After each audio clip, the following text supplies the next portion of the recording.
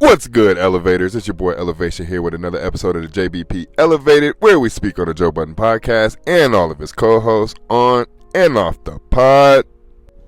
I was getting nervous, guys. Melyssa was gone again, yet again. And I would have made another speculatory video until they called her on the recent episode of the JBP. They called her. Melyssa, we miss you, yada, yada, yada. Guys, I miss y'all and love y'all in return, yada, yada, yada. It's clear as day that she's taking more and more days off on her own volition to follow through with her own ventures. So it got me thinking. I clicked on her Hot and Bothered page. I was like, oh snap. She has another interview.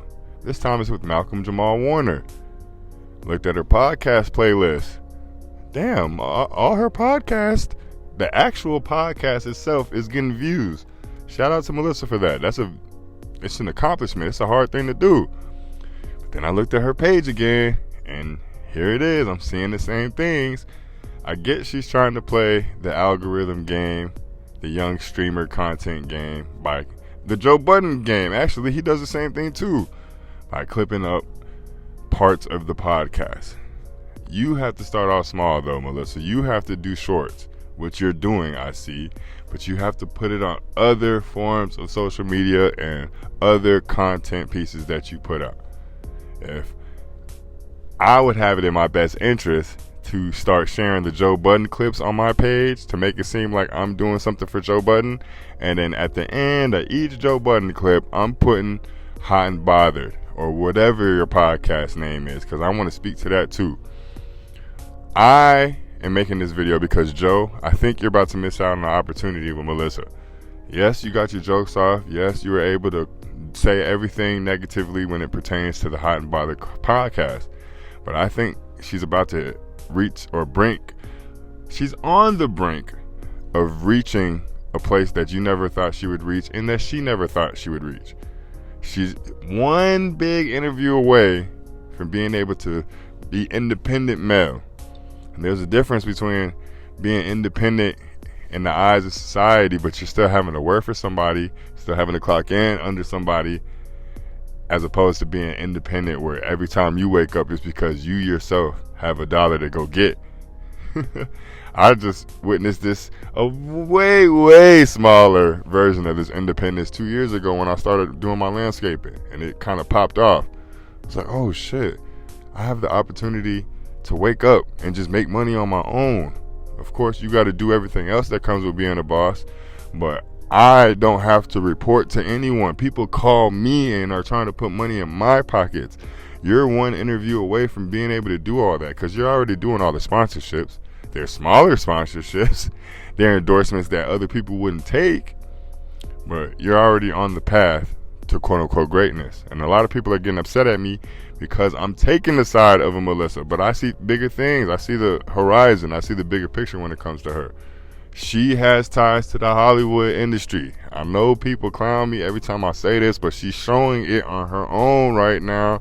She had the Tasha Smith interview. She has the Malcolm Jamal Warner interview. She has the people in the music industry. She's getting interviews from them. I just saw Angie Martinez on her pod. All it's going to take is for her to tell her editorial crew, hey, we got to figure out how to clip this up better. And you're taking the Joe Budden route of clipping up an hour-long podcast into 10 to 12 different 10 or 6 to 10 minute sections. What I think you should do is the streamer route, though. You have to find the best part of each podcast, clip it up into shorts, and then flood social media. You need to flood Facebook, you need to flood Twitter, you need to flood Instagram with your shorts. Get it into an algorithm for it to be in the algorithm. The algorithm places your content once it figures out what it is that you're pushing. And unfortunately for you, you have taken the venture of being a health-oriented podcast, and now you're trying to do an interview-oriented podcast, which will work. You just got to help the algorithm know which lane you're taking. The only reason I'm making this for Joe is because I think Joe still wants the woman's audience. And I know a lot of women are coming on my channel, and I salute y'all. I appreciate y'all showing your support. They're saying we were here before Melyssa, we're going to be here after her. I understand that.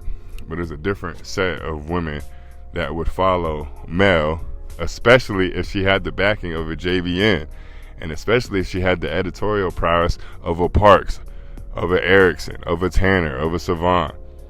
Especially if she was able to start generating the same viewership that Joe currently does, which I think she can.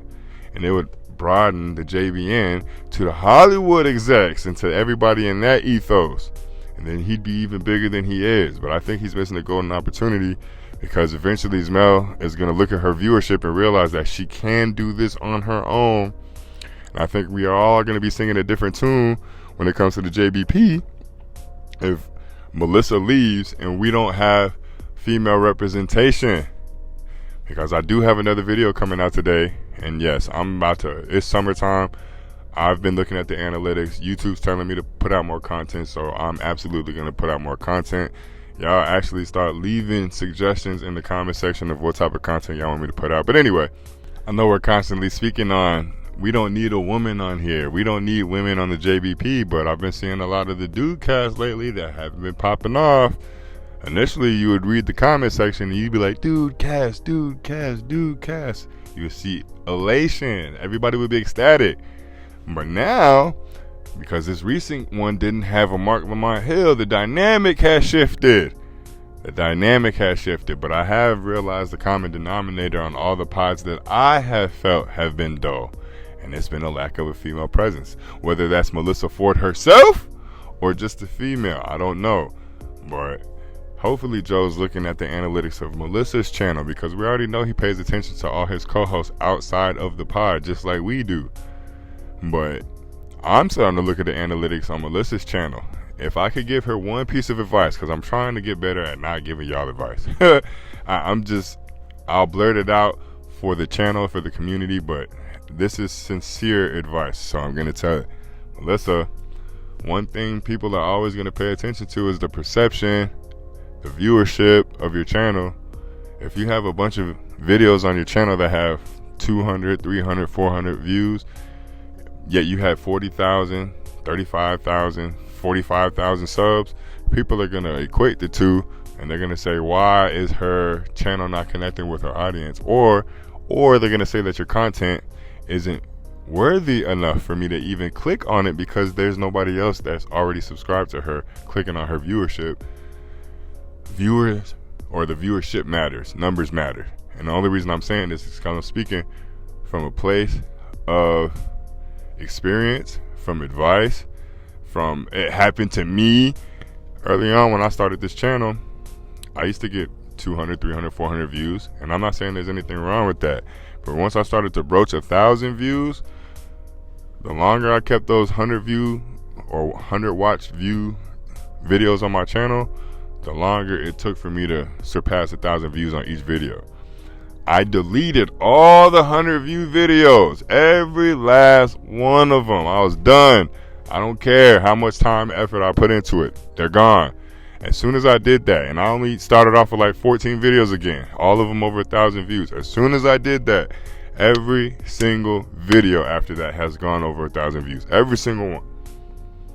And the only two that haven't are when I tried to go outside of the algorithm and YouTube gave me a slap on the wrist like, buddy, stay in your lane. I'm telling you this because you're already broaching 10,000 view videos.